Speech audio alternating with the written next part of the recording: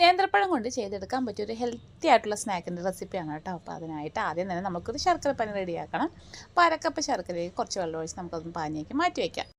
ഇനി ഒരു പാനിലേക്ക് നമുക്ക് കുറച്ച് നെയ്യ് ഒഴിച്ച് കൊടുത്തിട്ട് 2 നേന്ത്രപ്പഴം കട്ട് ചെയ്ത് ചേർത്ത് നന്നായിട്ട് വഴറ്റിയെടുക്കാം. അതിലേക്ക് അരക്കപ്പ് തേങ്ങ ചെരിക്കതും നമുക്ക് മധുരത്തിന് ആവശ്യമായ ശർക്കരപ്പാനി ഒഴിച്ച് കൊടുക്കാം. എന്നിട്ട് ഇതിലേക്ക് ഒരു 1/4 സ്പൂൺ ഉപ്പ് പൊടി ഇട്ട് കൊടുക്കുന്നുണ്ട് കേട്ടോ. ഇനി നമുക്കതിലേക്ക് ചേർക്കേണ്ടത് അരക്കപ്പ് റാഗിപ്പൊടിയാണ്.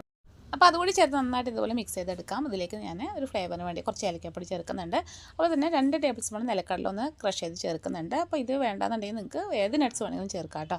എന്നിട്ട് ഇതുപോലെ മിക്സ് ചെയ്തെടുക്കാം. ഇനി നമ്മൾ വാഴയിലൊന്ന് വാട്ടിയെടുക്കുക, ഇഷ്ടമുള്ള ഷേപ്പിലാക്കിയെടുക്കാം. ഞാനിവിടെ ഒരു കോൺ ഷേപ്പിലാക്കിയിട്ടുണ്ട്. അതിലേക്ക് നമുക്ക് കുറച്ച് മാവ് ഇതുപോലെ വെച്ചിട്ട് കൈ കൊണ്ടൊന്ന് ഈവനായിട്ടൊന്ന് കിട്ടാൻ വേണ്ടിയിട്ടൊന്ന് ഇതുപോലെ പരത്തി കൊടുക്കുക. അപ്പോൾ എല്ലാം തന്നെ ഇതുപോലെ റെഡിയാക്കിയതിന് ശേഷം നമുക്കൊരു 10 മിനിറ്റ് ആവി കയറ്റിയെടുക്കാം.